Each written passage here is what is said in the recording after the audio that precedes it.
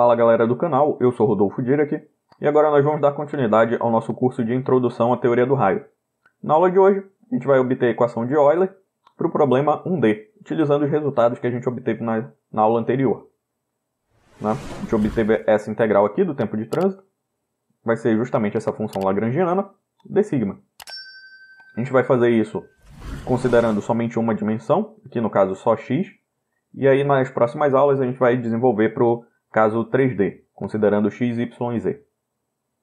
Tá? Aqui é a nossa equação de tempo de trânsito, a gente retira y e z, né, daqui da integral, deixa só o x ponto e x, né, para considerar aqui o nosso problema 1D. Vou expandir essa figura aqui nessa outra tela. Aqui a trajetória que eu estou seguindo é essa trajetória L, indo de A até B. E meu parâmetro sigma varia de sigma A sigma B. Esse aqui é o meu eixo horizontal.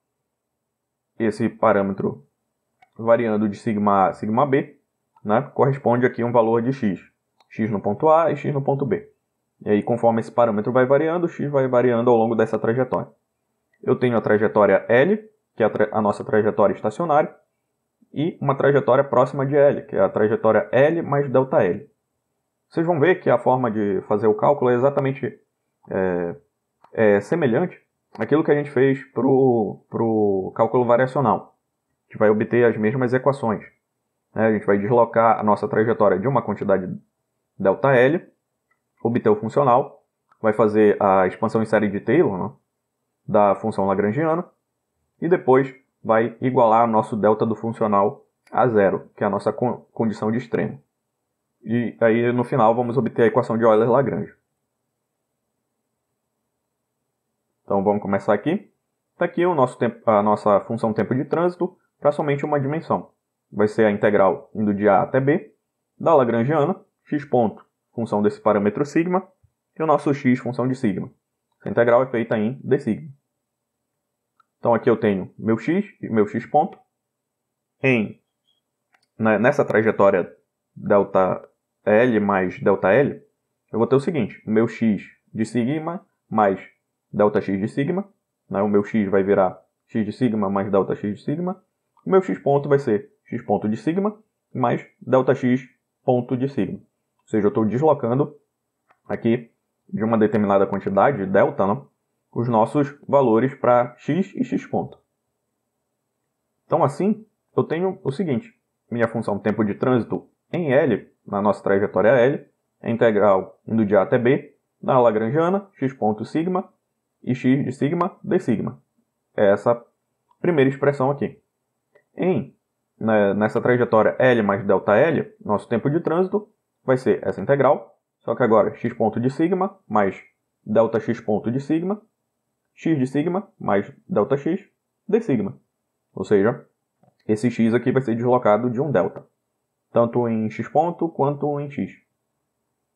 E agora a gente faz o seguinte: vamos obter essa lagrangiana, né, nessa nossa trajetória aqui, L mais ΔL. Como é que a gente vai fazer isso? Simplesmente, a gente vai expandir a lagrangiana em série de Taylor. Algo muito parecido com o que a gente fazia lá para o cálculo variacional. Por isso, essas aulas já estão fluindo bem mais rápido. Está aqui a minha lagrangiana, x ponto mais delta de x ponto, x mais ΔX, vai ser aproximadamente a definição da série de Taylor. A função em x ponto x, mais primeira derivada da lagrangiana em relação a x ponto, delta de x ponto, primeira derivada da lagrangiana em relação a x, ΔX, mais um erro de ordem 2. A gente está parando aqui na primeira ordem, aqui na nossa expansão em série de Taylor. Tá? Então aqui abaixo eu até coloquei a nossa definição de série de Taylor aqui, da aproximação de série de Taylor, é justamente esse somatório, que é o que está aqui em cima. Ok? E agora a gente vai obter o delta do tempo de trânsito. Né? Esse delta do nosso tempo de trânsito é a diferença entre o tempo de trânsito em L mais ΔL, menos em T de L. Okay? Menos na trajetória L. E aí é a diferença entre essas duas integrais aqui. Percebam o seguinte: essa integral aqui de baixo vai ter a lagrangiana, que é justamente o termo que está aqui em cima, então ele vai cortar, e eu vou ficar somente aqui com as derivadas. As primeiras derivadas, né, somando aqui as primeiras derivadas da Lagrangiana em relação a x ponto e em relação a x. Que é o que vai ficar aqui abaixo. Mais essa integral do erro de ordem 2. Isso aqui é desprezível, né, para o problema que a gente está resolvendo. E aí eu vou ficar que o meu ΔT é somente essa primeira integral aqui. Ok? ΔT é a primeira variação do nosso funcional. Então, meu ΔT é essa integral aqui. A gente já percebe mais ou menos como este caminho, né, que a gente está percorrendo aqui para fazer esse cálculo é análogo àquilo que a gente desenvolveu no cálculo variacional. Vamos fazer o seguinte. Vamos pegar essa primeira parcela aqui da integral e vamos fazer a integração por partes. Como é que funciona a integração por partes? A integral do meu dv é igual a u vezes v menos v du, integral de v du. Tá? Quem é aqui o meu u? É justamente dl dx ponto. Esse aqui é o meu u. Tá? Quem é o meu v? É o meu ΔX. Tá? Então aqui eu tenho u dv. Como é que eu calculo dv? Vou fazer o seguinte. Se o meu v é ΔX, quem é o meu dv? É justamente dd sigma ΔX, que é a definição de delta de x ponto. Só trocando a ordem aqui, botando o delta para fora e fazendo a integral, a derivada primeiro em relação a sigma, eu vou ter delta vezes x ponto. X ponto é justamente dx de sigma. Esse aqui é meu dv. Eu percebo o seguinte. Essa primeira parcela é justamente u vezes dv, que é o que está aqui na minha integração por partes. Agora só me resta calcular quem é o meu vdu. Eu tenho u, eu tenho meu v, e eu tenho que calcular o meu du. Só subiu aqui um pouco. Meu du é justamente a derivada de u em relação a sigma. Né? Fazer essa derivada de u em relação a sigma e passar o sigma para o outro lado. Então, vou ter aqui que meu du é dd sigma, dl dx ponto, passei o d sigma para o outro lado. Tá justamente aqui. Esse é o meu du. O dv a gente já tinha calculado anteriormente. Então, basta fazer as substituições. Então, percebam o seguinte. Né, eu vou substituir essas quantidades aqui, dada pela integração por partes, aqui nessa primeira parcela. Aqui nessa integral. Então, vou ter o seguinte. Meu ΔT é u vezes v. Né, voltando lá que é o nosso u. U é justamente dl dx ponto, que é o que está aqui, dl dx ponto. E meu dv é o meu delta de x ponto. Não. É u vezes v, né? Então, meu v é ΔX. Avaliado nos limites da integral, entre a e b. Mais a integral de menos v du. Menos v é justamente aqui o meu ΔX, está aqui fora. E o meu du é esse termo aqui, dd sigma, dl dx ponto, d sigma, que é o que está aqui. Mas lá na integral do meu ΔT, já tinha esse termo aqui, dl dx, delta de x, que é o que está aqui, é essa segunda parcela. Então, o resultado vai ser só a diferença entre esse termo menos o vdu aqui da integral. Então, eu já coloquei essa diferença aqui direto. Ok? Se vocês fizerem passo a passo, vai dar exatamente essa mesma coisa aqui. Aí resta o seguinte. Esta fórmula é a fórmula para a primeira variação do funcional com os pontos móveis. Delta de xa, delta de xb arbitrários.